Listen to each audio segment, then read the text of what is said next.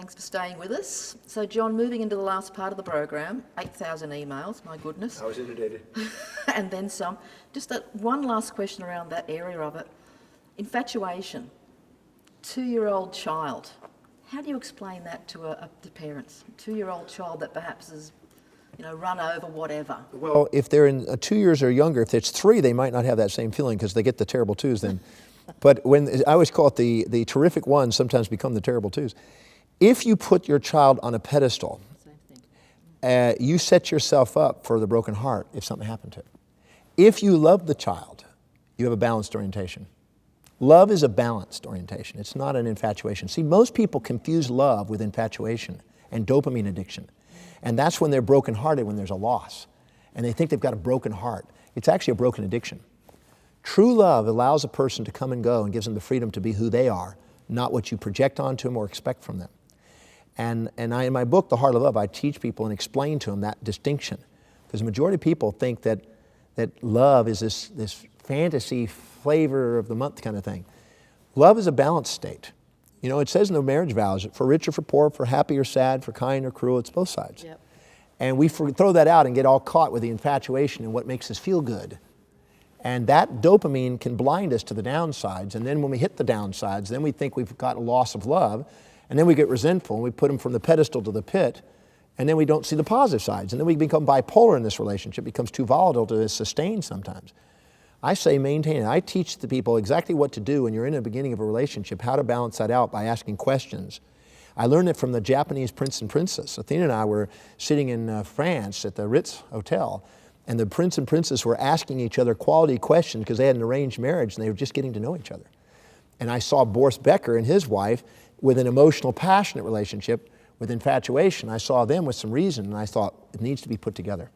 You need the passion, you also need the reason. And asking balancing questions can allow you to love the person for who they are, not the fantasy you make out of them. And I think that's essential, because remorse, bereavement, grief is the broken heart from an addiction to infatuation. Okay, well, you're talking about downsides. For you emotionally, do your buttons get pressed? I often ask this question of guests. Absolutely. How often would they get pressed? How long do you stay in that so-called negative space? How do you get out of it? Well, I wouldn't say it's always negative, because you can get your button pushed by infatuation. That's a button. Mm-hmm. Yep, true. I always say anything you're too humble to admit you own or too proud to admit you own in what you see in others is a button that you have to face. So if you're too humble to admit it and you got them on a pedestal, you got an infatuation button. If you're too proud to admit you got the downside, you got a resentment button. Both of those can distract your mind from being present and loving. And I get that throughout my life. I mean, sometimes I look up at somebody and I go, wow, that's amazing. And I get infatuated a little bit. And then they don't live up to my fantasy expectation. And sometimes I get resentful to somebody that challenges my values. But what I do is I have a method to, if I catch myself doing that and it's occupying in my mind any time at all, I pull out my method, dissolve it. So if I'm aware of it, I dissolve it. What's your method, and is this what you're doing in your workshops now? In my breakthrough experience that I travel the world speaking about, I teach people the Demartini method, which is a system, a science that's reproducible. It works every time if you work it, on how to dissolve emotional perceptions which hook you and allow you to see the order, the hidden order in life that's always there, and allows you to appreciate and love your life and the people around you. And that is what liberates people, because I always say love, which is the truth, sets you free. But infatuation, resentment puts you in bondage and occupies your mind and distracts you from being present and purposeful and grateful and loving. So my seminars, I do a lot of seminars. I do programs on healing. I do programs on the breakthrough experience. I'm doing one on The Secret. I'm here in Australia doing lots of different programs. I speak every day.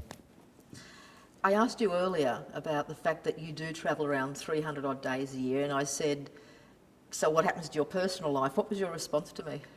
Well, if you realize that a person's personal life is always based on their values. Mm-hmm. I'm in front of millions of people. They're my friends. They're my family. Mm-hmm. And I have beautiful kids. They're growing up. They're in college right now, and one's just about to enter college. And so I Skype a lot of people. I'm talking to people on Skype and on telephones and emails and stuff. But I always say the universe is my playground. The world is my home. Every country is another room in the house. And every city is another platform I get to share my heart message with. So I don't see it. I don't live in the same perspective as everybody else, because I think I have a global family and a global social life and a global everything. So I just feel I feel at home everywhere I travel. And people don't understand that. They go, what do you do for vacation? And I go, well, If you're doing what you love, why do you need to get away from it? You love doing it. Athena and I sat and chatted with Tom Jones one night, and he was doing singing 250 days a year. He loves what he does. So I love what I'm doing. I don't think of, oh, I want to get away from that. I can't wait to get up in the morning and do what I love to do. That's what I do every day. I love that answer. It's just the most beautiful answer. Well, that's what I do. Yeah. If there were 400 days in a year, I'd do 400. This year, I'm going to do 400 plus speeches. I know I want to set a goal to do at least 400 speeches. I'm going to definitely break that this year. And if there were 500, I could do 500, I'd do 500.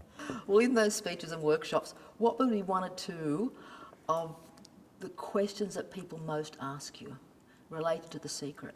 Well, the number one question I've received around the world is, how do I stay focused? And the answer? And the answer is very simple. Set objectives that are truly congruent and aligned to your highest values.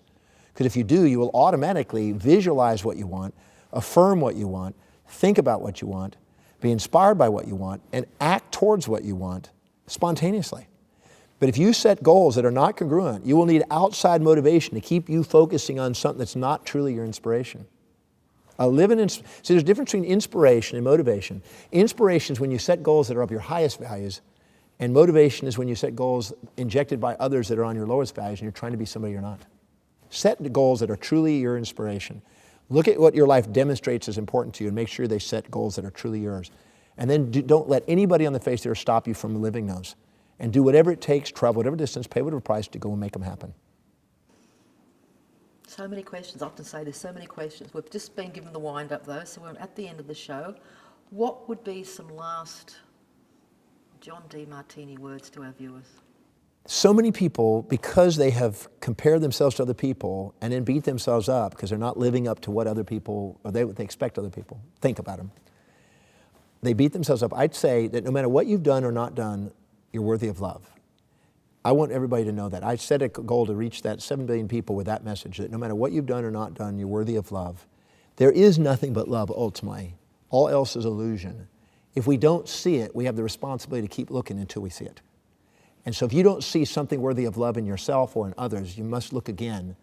As Albert Einstein said, if God is omnipotent and omnipresent and omniscient, then all experiences must be part of divinity.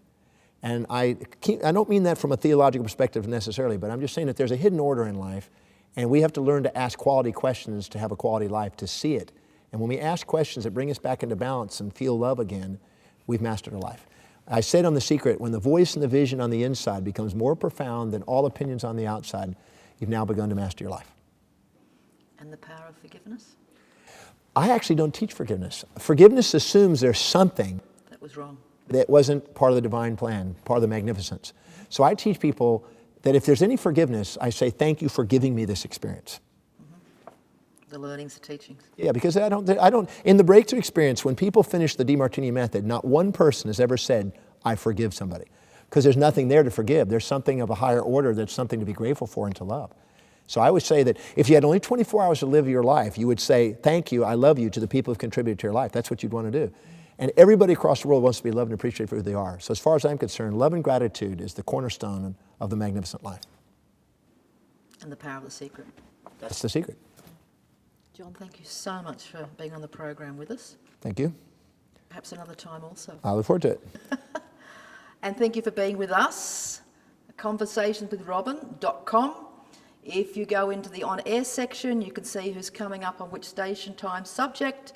And also, if you go into the recording section, you'll see some information on John and his website. See you next time and take care. Thank you.